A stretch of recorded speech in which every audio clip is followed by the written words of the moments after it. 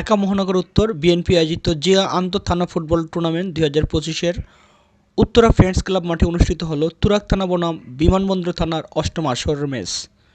শনিবার বিকালে tournament football ম্যাচের প্রধান অতিথি হিসেবে উপস্থিত ছিলেন বাংলাদেশ জাতীয়তাবাদী দল বিএনপির কেন্দ্রীয় কমিটির যুব ও ক্রীড়া বিষয়ক সম্পাদক, ঢাকা মহানগর উত্তর বিএনপির আহ্বায়ক আমিনুল হক।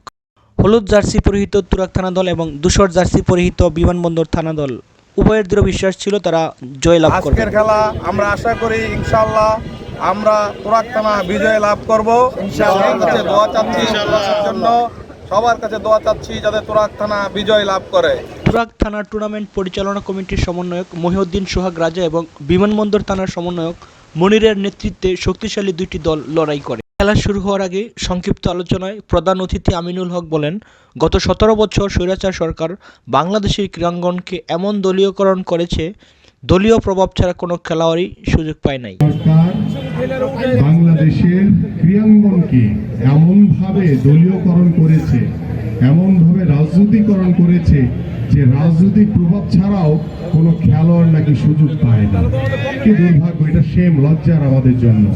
কিন্তু বাংলাদেশ জাতীয়তাবাদী দল বিএনপি, আপনাদের মনে আছে যখন শহীদ রাষ্ট্রপতি জিয়াউর রহমান বাংলাদেশের রাষ্ট্র পরিচালনার দায়িত্বভার গ্রহণ করেন, তিনি বাংলাদেশের ক্রীড়াঙ্গনকে নতুনভাবে ঢেলে সাজিয়েছিলেন। সেখানে কোনো দলীয়করণ বা রাজনীতিকরণ করা হয়নি। অনুষ্ঠানের বিশেষ অতিথি ঢাকা মহানগর উত্তর বিএনপির সদস্য সচিব মোস্তফা জামান বলেন, বিএনপি সরকারের আমলে উত্তরা ফ্রেন্ডস ক্লাব মাঠ প্রতিষ্ঠিত করেছে, কিন্তু দুর্ভাগ্য হলো গত 17 বছর কোনো বিএনপির নেতাকর্মী এই মাঠে প্রবেশ করতে পারেনি। আমাদের বিএনপির সময়ে দেশনেত্রী বেগম খালেদা জিয়ার সময়ে এই ফ্রেন্ডস ক্লাবকে আমরা জমি বরাদ্দ দিয়েছিলাম। এটা বিএনপি সরকারের অবদান। কিন্তু দুঃখের বিষয়, দীর্ঘ 17 বছর এই ফ্রেন্ডস ক্লাব আপনার মাঠে আমাদের বিএনপির কোনো নেতা বা কর্মীরা ঢুকতে পারে নাই। এটা অত্যন্ত দুঃখের ও লজ্জার। আমার চিফ গেস্ট আমিনুল হক সাহেব সম্ভবত জানে না, এই ফ্রেন্ডস ক্লাবটা বিএনপির সময়ে আমাদের নাজর কামরুল সাহেব মন্ত্রী ছিলেন, উনি বিএনপির সরকারের সময় এই ফ্রেন্ডস ক্লাবকে আমরা জমি বরাদ্দ দিয়েছিলাম। কিন্তু দীর্ঘ 17 বছর আমাদের বিএনপির কোনো লোকজন এখানে খেলতে আসতে পারেনি। আজ থেকে বলতে চাই, আমাদের আজ থেকে এখানে নিষিদ্ধ ঘোষণা করা হলো।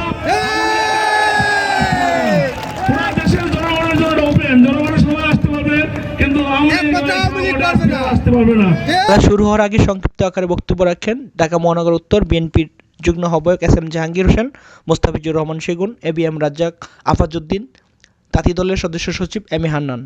আমন্ত্রিত অতিথি হিসেবে উপস্থিত ছিলেন গাজীপুর মহানগর টঙ্গী পশ্চিম থানার বিএনপির আহ্বায়ক প্রভাষক বসিরউদ্দিন আহমেদ, দক্ষিণখান থানার বিএনপির আহ্বায়ক হেলালুদ্দিন তালুকদার, উত্তরা পশ্চিম থানার বিএনপি নেতা আব্দুল সালাম, বিমানবন্দর থানা বিএনপির আহ্বায়ক দেলার হোসেন দেওলু, মহানগর বিএনপি নেত্রী সোহেলি পারভিন শিখা, তুরাগ থানার বিএনপির আহ্বায়ক হারুনুর রশিদ, যুগ্ম আহ্বায়ক জহিরুল ইসলাম, চানমিয়া ব্যাপারী, আহ্বায়ক সদস্য আব্দুল আলী, 14 নং বিএনপির নেতা শফিকুল ইসলাম শফিক, 53 নং বিএনপি সভাপতি সোহেল রানা, যুগ্ম সাধারণ সম্পাদক এরশাদ সরকার সহ বিএনপি এবং সহযোগী সংগঠনের নেতৃবৃন্দ উপস্থিত ছিলেন।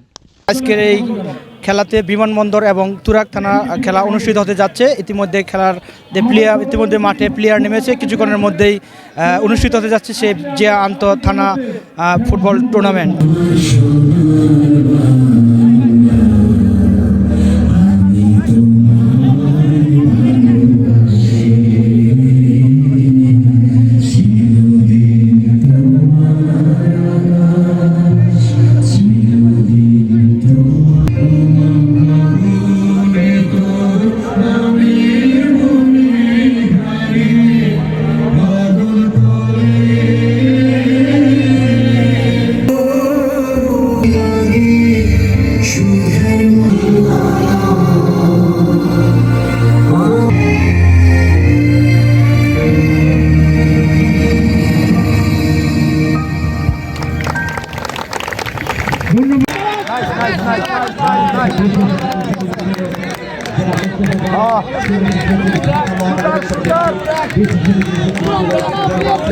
গত 10 জানুয়ারি রাজধানীর মিরপুর পল্লবী সিটি ক্লাব মাঠ ঢাকা মহানগর উত্তর বিএনপির উদ্যোগে 26টি থানা দল নিয়ে আয়োজিত জিয়া আন্তঃথানা ফুটবল টুর্নামেন্ট 2025-এর শুভ উদ্বোধন করেন বিএনপির মহাসচিব মির্জা ফখরুল ইসলাম আলমগীর।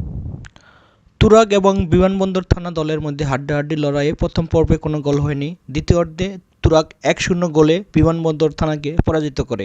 থানা ফুটবল টুর্নামেন্টের আজকের অষ্টম পর্বে বিমানবন্দর বনাম তুরাগ থানার খেলা ইতিমধ্যে সম্পন্ন হয়েছে। 1-0 গোলে তুরাগ থানা জয়লাভ করে। ঢাকা উত্তরা প্রেস ক্লাব মাঠ থেকে টেলিভিশন।